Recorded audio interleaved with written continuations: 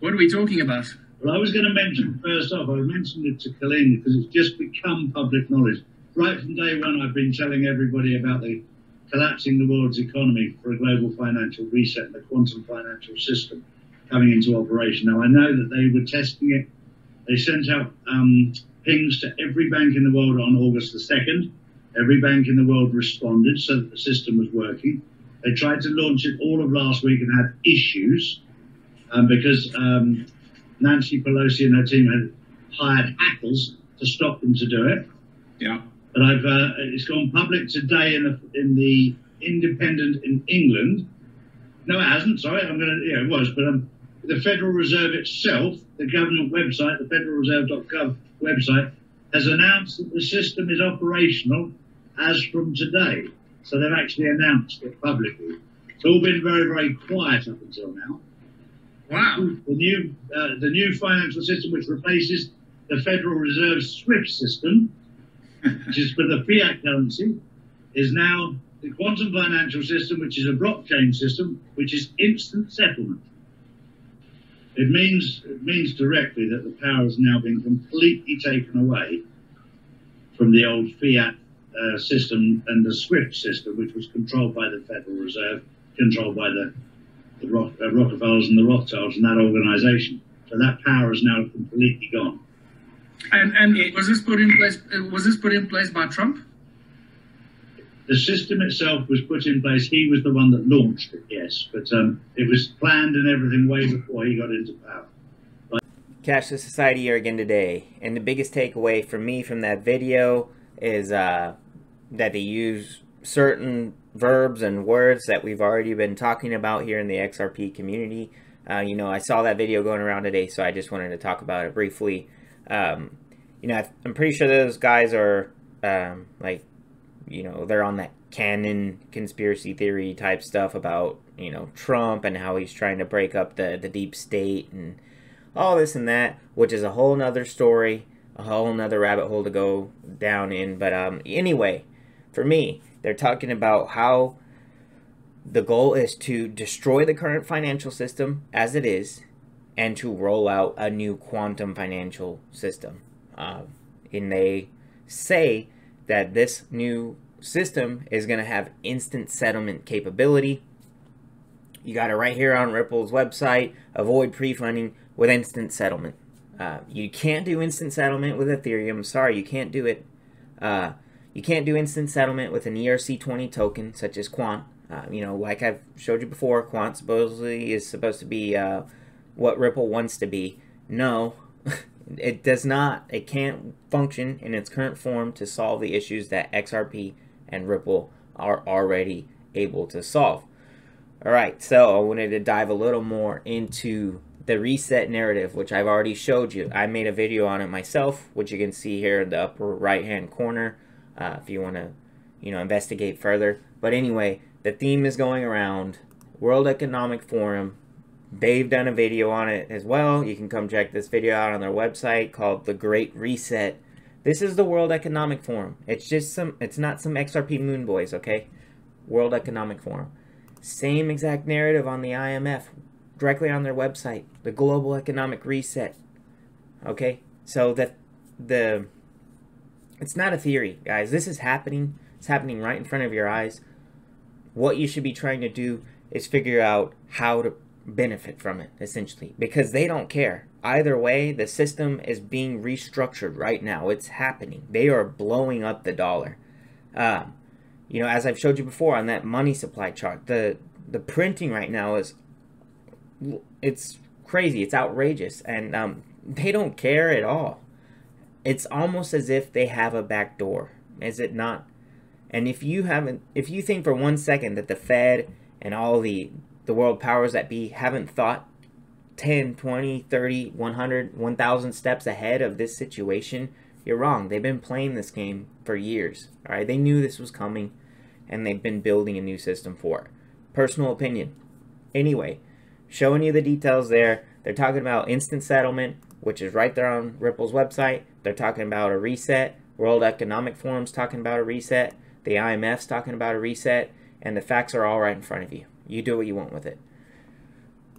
Next, I just want to talk about how Miguel Vias, he used to be at Ripple. Of course, you know, now he's moved on to LINQTO, which is a company I've also talked about. So just to briefly summarize that, if you haven't heard of it. So LINQTO is this app or site that you can go to, and you can just do private investing in simple form. As they say, private investing made simple. Right now, they have just a few options for you.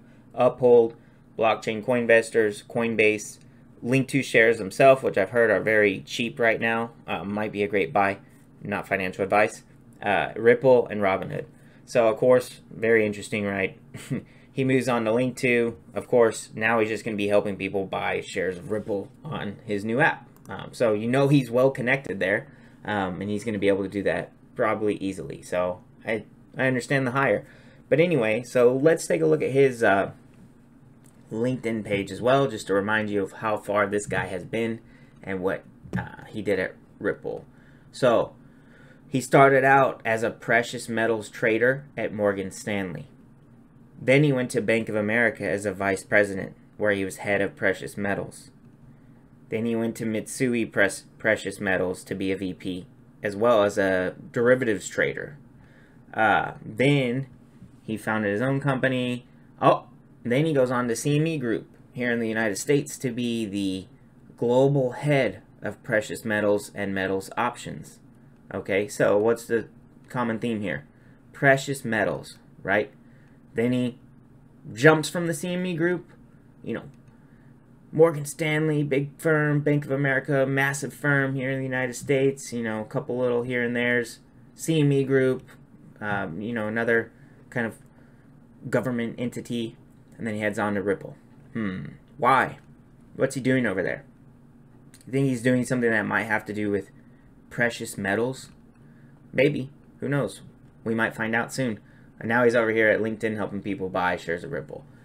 Alright, so because of all that, I want to show you this clip really quick from CME Group that came out about 3 weeks ago.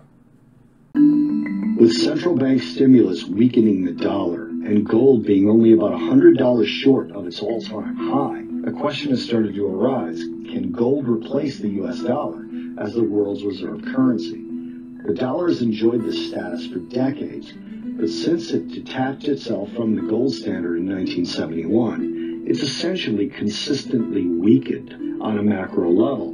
Confidence in the U.S. government and the political system in the U.S. is one of the keys, and gold doesn't have that issue of a loss of confidence. But what it does have is a problem with transportability. That's why it's more likely that a currency backed in gold, or even a digital asset backed in physical gold, could potentially replace the dollar much more easily than the actual physical bar of gold could.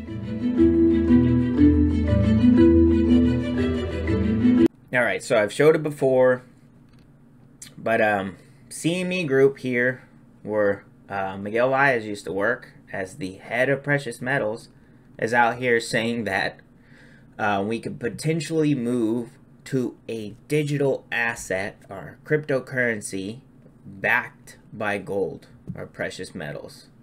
You think about it there. Hey, do what you want. Also, one thing I wanted to clarify about this LINQTO, I think I probably misled people, including myself, to believe that, you know, anyone could use this platform. You can't unless you're an accredited investor. So that's kind of out the window.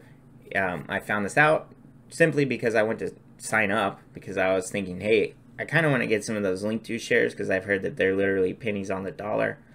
I also wouldn't mind having Coinbase, Ripple, and Robinhood on my own, even Uphold as well. So, but anyway, I wanted to get that done, but, you know, obviously you can't buy private equity unless you're an accredited investor because the rules here in the United States and probably around the rest of the globe, which I don't know, but here in the US, the rules are designed so that the rich get richer on purpose. So just to quickly summarize what an accredited investor is by definition, to be an accredited investor, a person must have an annual income exceeding $200,000 or $300,000 for joint income for the last 2 years with expectation of earning the same or higher income in the current year.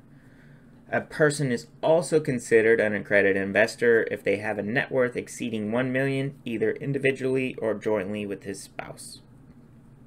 So, this law is supposedly in place because they say that they need to protect people from risky investments, which is ridiculous. No, it's a rule put in place to help rich people get in first so that they can sell you their shares later on the secondary market for 10 times what they paid for it a year ago. That's why that's there. And you know, a clear, obvious example of that is the average person can go buy as much as they want of Mega Millions. You know, you can play the lottery all day, every day. You could go in there and throw your whole life savings at the lottery and no one cares. So, yeah, no, that's a lie. You know, hopefully the rollout of crypto and digital assets and everything can kind of help a forward movement towards allowing the common man invest in more ground level companies, essentially. That would be great, right? Anyway, moving on as well. So the last thing I wanted to show you was that, so there's been some talks here on the XRP community about the Flare network coming out. So I just wanted to quickly summarize what that is.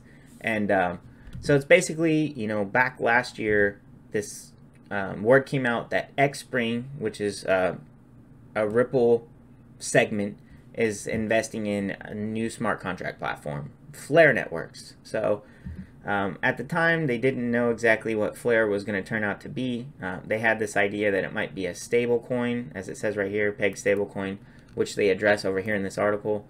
But anyway, it turns out, no, what they're essentially doing, which I'm going to dive into a little more in detail here, is they're building a platform to help bring smart contracts to XRP. That's pretty much it. So let's see how this is going to work out. Scrolling down, so it says the Flare token is going to be called Spark. Flare can be used as a smart contract platform for XRP or as a trustless pipeline for XRP to other networks. Flare brings together the value of the non-Turing complete tokens with the transformative power of smart contracts on a network that can scale for value as well as transaction throughput. And then scrolling down even further, the main stuff that people really need to know, to be honest, unless you want to dig into the technicals and try to understand the value and all this stuff going forward, what you really need to know as an XRP holder is how the issuance is going to work out. Because congratulations, you're going to get some of these Spark tokens and you'll get them 1-to-1 with how much XRP you have. So 100,000 XRP is going to get you 100,000 Spark. All right, let's read a little bit. So it says Flare's not doing an ITO or an ICO, anything like that. Instead, they're doing what we instead it is doing what we term a utility fork. A utility fork is intended to bring value back to the original chain instead of moving away from it. Flare lets XRPL do what it does best, fast settlement, whilst bringing to XRPL smart contracts and the feasibility to create a trustless pipeline to other blockchains. XRP holders other than Ripple can claim approximately a 1-to-1 amount of Spark to their XRP holding. There's a possibility that a holder of XRP who wishes to claim Spark tokens may be unable to because either the exchange claims the Spark and retains them rather than passing them on, or alternatively doesn't claim them at all. So I can tell you firsthand, I was around in 2017 for all the hard forks and soft forks and airdrops and everything for that matter. And yeah, this is definitely a fact. So if you're, my guess is going to be that Coinbase is going to support this. I would also guess that Binance, any of the major exchanges, they're going to support this, because if not, they're going to get some pushback, and they're also going to catch some lawsuits down the road, because we've seen this already happen before. But as a holder, all you're going to have to do is have your XRP in your own wallet with your own private key, and then the Spark tokens will be given to you 1-to-1 at your address. So if you're holding them on the Ledger, Ledger historically hasn't supported some hard forks, so that could be an issue down the road. you know, we'll see. I'm going to stay up to date on this, and as it comes closer, I'm going to keep people updated. I'm sure they'll tell people plenty ahead of time to how it's going to play out, what exchanges will support it, and so on. And they even mentioned that in this article as well. So yeah, just stay tuned, stay posted. You know, make sure that you pay attention to this if you have any significant amount of XRP, because you're going to have the option to get free tokens, and these could be very significant for the future of XRP as a whole. And you know, just getting in on some, I honestly think that from any hard fork or soft fork, whatever, in crypto history, I think that this will be the most significant one compared to Bitcoin and Bitcoin Cash. And I say that from an investment or investor standpoint. So all the other ones have just been, you know, Bitcoin Diamond, Bitcoin Gold, all these, they turn out to just be crap. I mean, honestly, Bitcoin Cash has held some value over time. But, you know, this one is going to be important because, as they tell you, it's utility. So it's what they're trying to do is better XRP. So they're going to work hand in hand because it's bringing smart contract access to the XRPL. All right, so I hope that pretty much covers it. I'll tell you firsthand what my strategy is going to be. So I will first look to see if it has Ledger support, and obviously I'll just hang out there on Ledger because that's the easiest way to do it. I'm not sure that Ledger is going to immediately have support because, like I said, historically I've seen it to where they don't. But for me, I probably would just move them, honestly, onto an exchange. You know, I've done this before. Move it on to whatever trusted exchange, not some crappy exchange in whatever country or something you never heard of. Don't do that. But onto a trusted exchange that you definitely know is going to take care of it. You can move them onto there. They'll do the fork for you, and you know, later on you'll get your tokens, and that would be that, and you can move them back to the ledger. So those are pretty much the two options I would be weighing. I honestly would probably only do it on the ledger or on Coinbase, personal opinion. But anyway, that wraps it up for today. Hope that was informative for you. As always, please like and subscribe, share with your friends and family, and stay tuned for the next one. What is a cashless society? What does it actually mean in a literal or high-level sense? Money will become like these, relics of a different age, and will only be found in places like this. In other words, hard cash will disappear. It will become electronic, transferred by things like these. Then Tracy is in Beijing to show us what a nearly cashless society actually looks like. Ben, good morning. Mobile payment transactions in China reached a cumulative total of 277.4 trillion RMB in 2018, ranking #1 in the world, according to the recently released statistical report on internet development in China. As of June 2019, online payment users in the country reached 633 million. The cashless society is now approaching. When's the last time you paid with cash? Well, chances are cash has taken a backseat to the plastic in your wallet and smartphone pay apps. Denver 7's Ryan Luby explains the digital pay revolution and why not everyone is on board. The cashless society, the cashless society. The cashless society. The cashless society is now approaching. The cashless society.